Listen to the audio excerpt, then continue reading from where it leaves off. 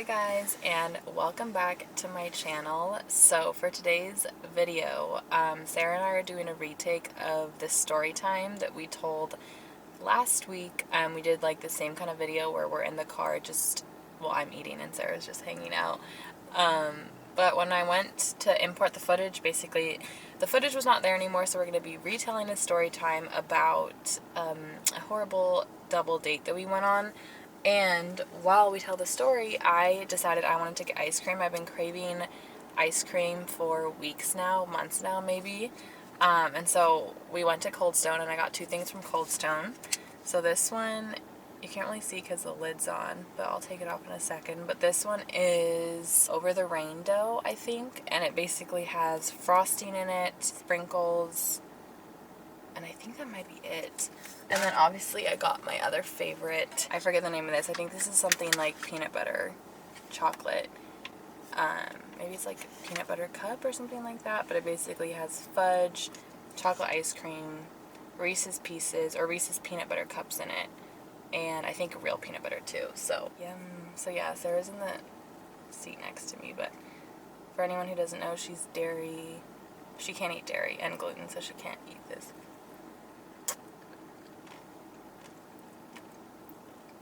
Oh my gosh, it's so good!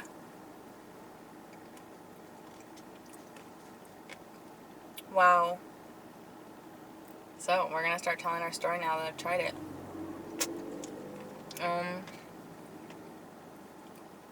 So do you want to start with how we met them? I honestly forget how this started.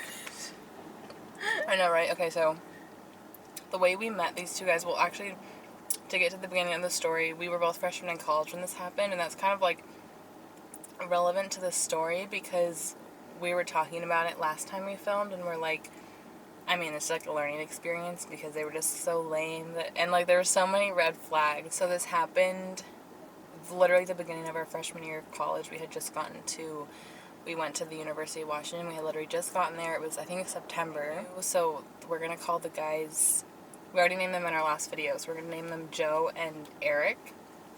And Joe was technically the one that I was like paired up with, I guess, eventually, and then Eric was the one that Sarah was paired up with. But I knew Joe from high school. Like he was a year ahead of us, so he had already been at college for a year, but we knew each other from high school.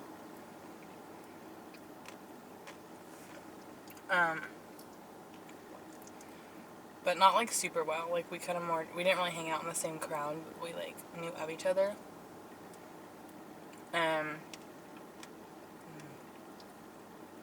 So good. And then my roommate in college, she was better friends with Joe though. So then one night we all decided that we were going to hang out and go out. And so it was my roommate, me, Sarah, Joe, and Eric. Actually, one other creepy guy, but that's beside the point. Do you remember that guy? Mm-mm. Oh my god, he was so creepy. So it was like 3 and 3. Yeah, I think that's what they had tried to do. But basically that night was a fail too. That night was such a fail. Because remember, that's what we were talking about last time, about how they were the ones that were supposed to take us to a party. It was going to be like our first college party. Like this was probably the first or second week of school, not even like into school at all. So we had no people that were going to invite us to any college parties, basically. Like we hadn't even started class, huh? No, I don't think we had started class. Mm-hmm. And they were like acting like they knew of this party to go to, or they knew of so many parties to go to. And then what it kind of ended up being was they would take us to one party, it would be super lame, and then they would desperately try to find another one, and they were all just not cool. No, like I remember we walked in. No, they kept saying it was a frat party. Right. They kept acting like they were part of like these frat parties when neither of them were in frats. No. Which is fine. Like nobody cares. I feel like everyone knows those guys that try to act like they have connections. It's like, just admit you don't. Like, just admit that you don't, and then we can all just try to find a party and have fun together. Whereas, like, it's not fun to keep bouncing around. Oh, it's also not fun to feel like, you know, when you feel like you can tell someone's kind of like they are putting pressure on themselves to like make it like they're the life of the party kind of thing, and then it's just like you have to act like you're feeling it, when in reality it's like no one's really having a fun time. Like, you don't want them to know that you... Because they're inviting you to these parties, you don't want them to know that you think that they're lame. And you can tell everyone kind of thinks it's lame, and you all just kind of pretend like, oh no, this is super fun, thanks, great invite. No. Especially because another thing, too, was, like, the parties that we would go into, it became very evident they did not know the people that well. It was like, are we just walking into random parties? No, so, that's like, what was also different. It's like, if you go to a frat party, it's you don't expect to know everybody, but these are, like, smaller groups of, like, 20-ish people at most. So it's kind of like people are hanging out in groups of, like, 4 to 5. It wasn't like a party where people don't know each other. It seemed a lot more intimate. No, it's like, and then they have us crashing these, like, random kickbacks, and, like, basically they don't know the people hardly, and then we're obviously with them, we don't know the people, so it feels like we're crashing this, like, little small intimate get-together, and they're acting like they have all these party connections. So that's, like, the backstory of how we should have already recognized. Yeah, that was, like, the first red flag. Uh-huh. But then, in a way, like, I feel like everyone can relate to how you used to date when you were younger versus when you get a little bit older, and how you start to learn there are, like, the same types of people, and then you start to avoid those types of people, but you kind of just have to grow up and meet those people firsthand to know what your type is and what you're looking for, and you just kind of, like, push the red flags away. Well, especially because, like, we didn't know anyone in college at that point. Like, we literally only knew our roommate or my roommate who we had gone to high school with. That was literally it. And so it's like, well, we know these two people. You're kind of desperate for friends and, like, whatever. So it just feels like, I mean, you're going to settle. Willing to give another chance. Which, the second chance is where the story stems from. The second chance was the horrible date. So, the way that happened, I think that it ended up, Sarah was texting Eric. I forget, like, who kind of set it up. Whoever was setting it up told us, like, they were acting like it was their apartment. Like, without a doubt, it's not like we misinterpreted and, like, assumed it was their apartment. It's like they were going out of their way to brag and act like they had their own apartment by themselves. When, no, it was just a dorm that was made to look like an apartment. Because obviously, like, upperclassmen don't want to live in a dorm. So it's, like, another, like, student housing thing. It's literally student housing, just an apartment style, but you rent. It's not like your landlord's someone else. Your landlord is the University of Washington, and it was them living there, along with 2 other people. So it was 4 people in, like, a 1 kitchen, 1 living room type deal with 4 bedrooms, basically.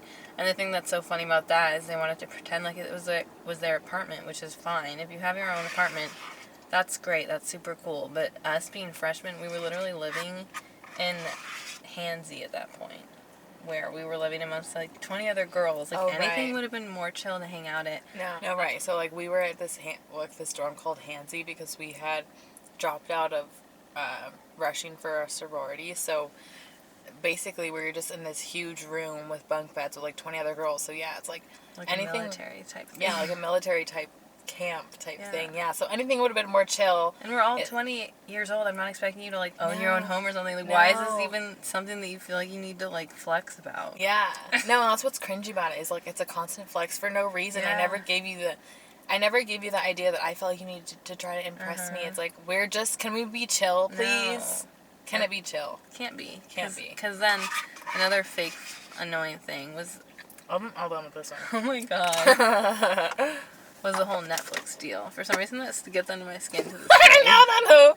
That's so funny. Like, it really bugged me. No, this whole Netflix thing Sarah's about to talk about really gets under her skin, and we spent, like, 15 minutes last video discussing this. And so I'll try to be a little bit more succinct when I rant this time. Ooh. That looks so good. Yeah, I'll give you your time to shine. Thanks. So, yeah, this is the one I was talking about that's, I know I'm going to love because I've already had this a million times. It's the one from my childhood that has Reese's peanut butter cups in it, fudge, chocolate ice cream.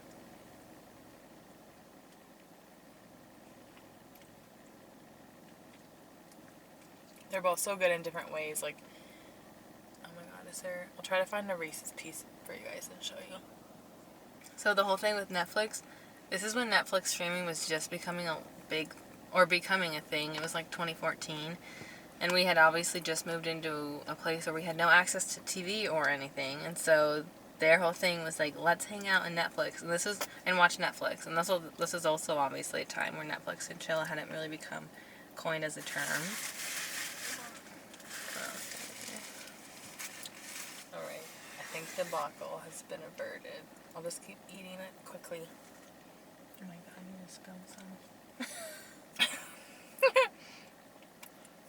I can't really see anything else foreseeably happening. No. Yeah, okay. So yeah, this is when Netflix and chill was, before it even was a thing. Yeah, so it's like now when someone asks you to come over and watch Netflix, like, you kind of know what that means. It's not like that was even the thing here, though. It was like, I genuinely thought we were going to watch Netflix. That's not what we ended up doing at all. We ended up getting, how Megan describes it, is like cornered off. Like, literally siphoned off. No. Like they funneled us into two different And the whole groups. point was it was a double date. Like, I felt comfortable going over and hanging out with a guy I didn't know because Megan was going to be there. Mm-hmm. And so I'm cornered off in the living room. Megan's cornered off in the kitchen. And then tell everyone what your conversations entailed. Right. But you know what? From our last thing, I remember something else that I forgot. I'm glad that we're retelling it because... Remember we learned that he was still dating his ex-girlfriend. Because I knew something else had happened where I was like, because I didn't want to talk to him after that. But it's like nothing really, I was like thinking nothing really. Stop. Remember that? I totally forgot about that. And I tried to, so basically after, like, we were on this double date, which you can, like, in my head, it's, like, easy to be like, well, like, nothing really happened, so he didn't technically do anything wrong. But no, it's like he was trying to make something happen between me and him. And then, because we'd all went to the same high school, his ex-girlfriend now, they were actually currently dating at the time, though, was in my grade. So, like, she had also, and she, the crazy thing is, like, she was going to the same university we all were. So it's like, he was... I don't even understand what he was thinking was going to happen, but basically he was definitely trying to cheat on his girlfriend, and then I tried to ask him later and was like, are you still dating? I'm not going to say her name, but I was like, are you still dating? And he just didn't even answer, because, like, obviously the answer was yes. So that's one thing. I feel like what I'm thinking about is maybe she hadn't even moved up there yet, because we were up there early because of Rush, and that's why we had found alternate housing. Right. So she might not have even moved into her dorm yet, which is why...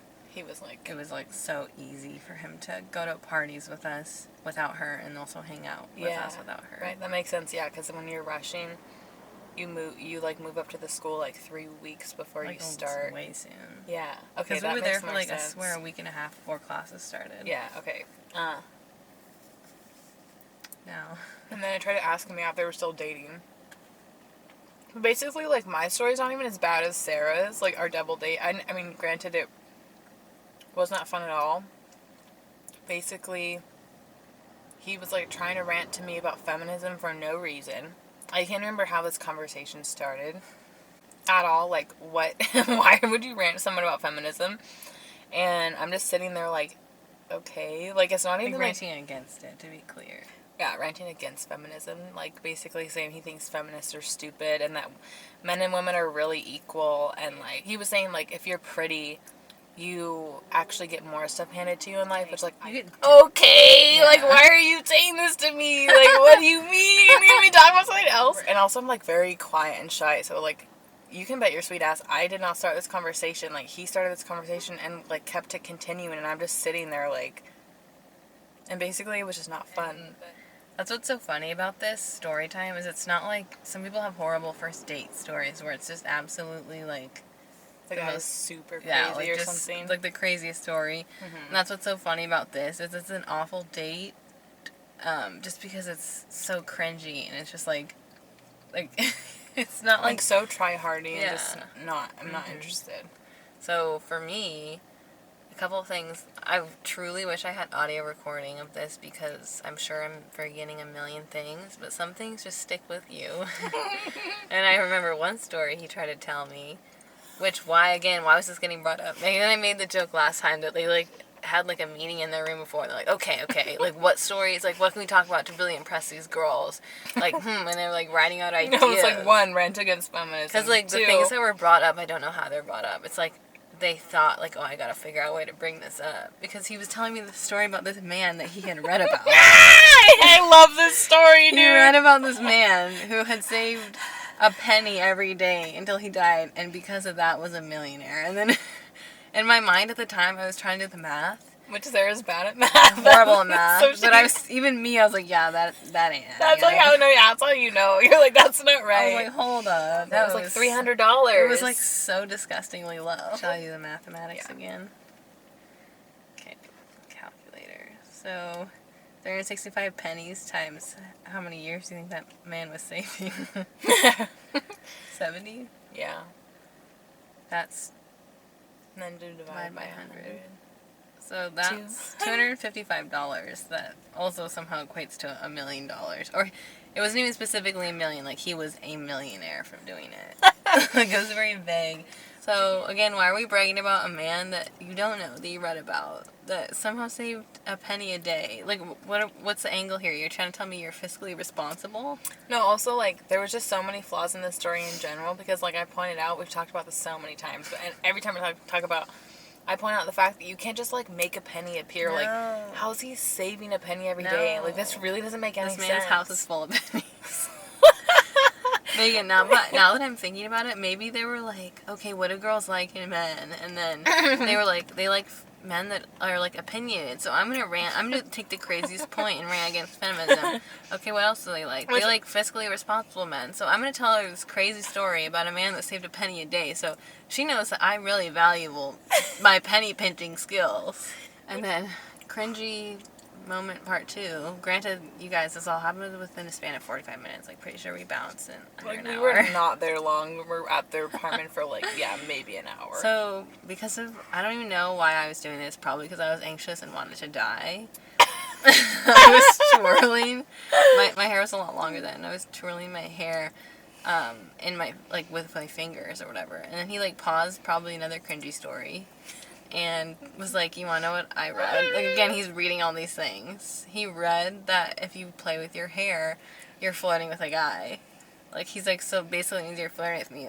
First of all, if I was, why would you bring that up? No. You can flirt back. You're gonna, imagine you, like, flirting with a guy and him being like, yeah, you're flirting with me. No, like, right. Can you, everyone who's watching, imagine you are talking to someone that you're interested in, and they do something that you think is flirtatious. Would you ever be like, you're flirting with me? Like, who does that? And then I wasn't. So it was super extra awkward. It was super extra awkward. I was just like, oh man, you're not reading my vibes, are you? Like, I'm actually trying to think of ways I could leave. I smell my house is ready. Yeah. I gotta go. And then, yeah, I just remembered another cringy thing is that everyone that's been through college knows when you usually declare a major is the end of your sophomore year. Typically. Sometimes it takes longer. Mm-hmm. But definitely usually not before then. It's like you're some sort of super genius that had, like, all these credits beforehand, which he was not. You would only know what you want your major in. You haven't declared it yet. Yeah. And he has told me that he was a double major already when he was just starting his sophomore year.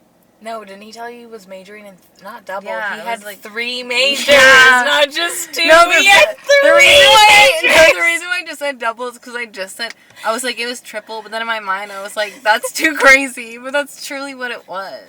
Because, no, like, it's normal to have, like, a double major, or even, like, yeah, like a major and a minor. It's like, no, he was triple majoring. I was like, and what I love about this man talking about? No. And that gave me so much anxiety, too, which is so funny.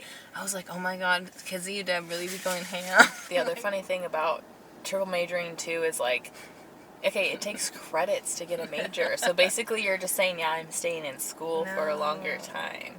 And it takes lots of credits to even, like, be considered for those majors. Like, you have to take certain classes to apply for those majors, and you had a year to do this in. When your first year, you literally take basic classes. Like, like, I took all 101 classes, which don't go towards majors. Yeah. God, oh my gosh. So yeah, he's triple majoring, he's talking about saving pennies, and he's accusing Sarah of flirting with him. Not even accusing, but just, like, making a weird... Like, that's just so uncomfortable to say. Oh my gosh. And we never watched Netflix. No, we never did. Never turned on TV. I wanted to see what Netflix was about so bad. And then, I don't know how Megan and I did this, like, truly twin telepathy. somehow we were both at the like head of the stairs and we were just saying bye like at the same time. No. Even though we weren't together, we had no way of communicating that we wanted to leave. Like all of a sudden we were just leaving. No, because I had no idea when it was gonna end. Because most people hang out for multiple hours. So in my head I'm like, fuck, I still have like at least 2 hours left of this. And then no, we just dipped. And we both didn't want to like ruin the other person's possible good time. That's what was so frustrating. It's like they siphoned us off. I couldn't read her face to see if she was having a good time or not. No, I had no idea. I thought that you were having a good time. Because, like, that's the thing, too, is, like, I was never, like, interested really in Joe. Like, it was more just we're hanging out because, A, I know him from high school, and then, B, it's a double date where, like, Sarah and Eric might possibly get together. And so, especially for her, I'm, like, totally thought that it would have been going fine. And then, nope. And then when we finally got outside, we literally squealed with, like, disgust at the same time. And, like, you know, when you, like, your skin just crawls, like, we, like, shivered, like, ugh. Like, you'd have to like, shake the cringe off.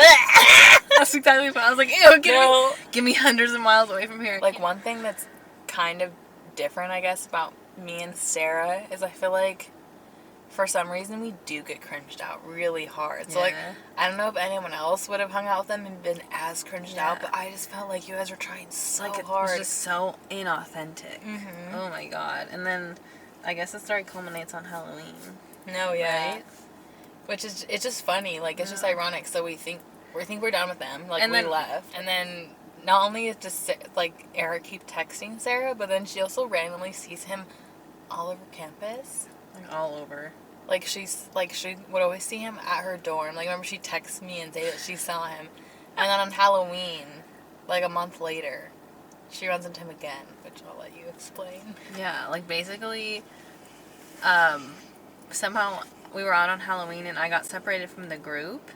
And I was walking back to a frat party that I think I'd gotten in contact with either you or someone else that we were with.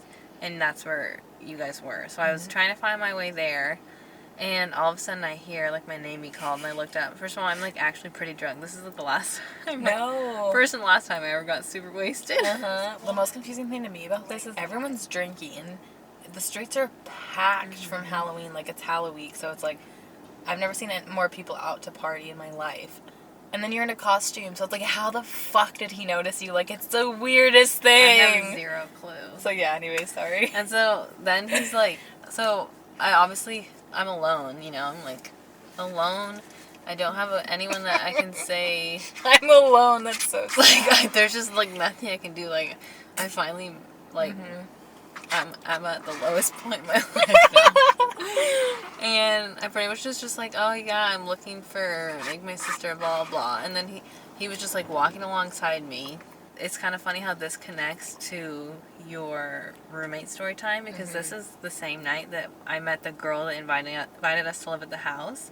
This is the same night that I saw her boyfriend push her. Because if you remember my roommate story time, the way that I met our roommates was the night when we saw that one of the main girls, get pushed by her boyfriend and Sarah ran into her. So this is, like, literally when this happened. Like, they were clearly, like, drunk arguing, and it was, like, getting heated. And then he pushed her pretty hard, and she went, like, I don't know if she fell or whatever, but she ended up on the ground, and she was, like, crying. And, of course, Eric is too interested in talking to me that I'm like, dude, can we just go check to see if this girl's okay? You're a dude. Can you step to the dude? Like, the fact, like, I can't get over the fact that he was just gonna ignore that. Like, you see another dude push his, because she's tiny. Yeah, like, she's very small. And, like, her boyfriend wasn't. Like, he was, I would say, maybe 6 foot. She's shorter than us, though, and way skinnier than us. So it's like, she's, like, literally tiny. So you see a big dude push a tiny girl, and you're just gonna ignore it as another man who's also large? I don't even remember how like, that's the last memory I have. I pretty much helped her call an Uber. Maybe he tinkered off in the night, I don't know. Yeah. That was, like, the last contact I've ever had with him, thank goodness. No, plot twist, him and her boyfriend, like, got twisty together. And then, another side note is we found out he was, like, married the next year. Right. Which is, like, that's exactly what we're saying is, like, in Sarah's eyes, there was no connection, but he felt such a strong connection that he kept texting her after, but not really. We feel like he's just desperate. The type of guy who just, like, settles down immediately when he meets someone who will give him attention. Like, imagine if you and your friend were hanging out with two people that totally split in, like, 30 minutes to an hour. They were not, one of them was not texting you back. And then you still, Like, yeah, like how many times do you think he texted you? Like 10? probably. It was like one of those things where people, hey, with a smiley face right next to them. Hey. Hi. Hey, how are you? What's up? Hey. Hey with 3 Ys. Gotta switch it up, keep it fresh. Maybe I'll get a response. Just in case I don't want to seem repetitive. But, like, just gotta keep texting them. So yeah, literally that's like the story of. That's only first and last time we went on a double date together. Yeah. As we learned. Oh yeah. Well, no, it's actually funny because it's like not like we've sworn off double dates, but now we're just like so picky that we've never been talking to someone at the same time. Yeah. So that's about how that went. I've just finished both of the ice creams. This one's all done. They were both amazing. And we just finished the story. That's the whole story. I hope you guys liked it. I told it twice, so you better like it. Do you have anything else you want to add? Be pickier with who you date. Yeah. Maybe you'll get a good story out of it at most. Yeah. I hope you guys liked this little mini car mukbang where I had some ice cream, which is not something I usually have for my videos, but I was really craving it.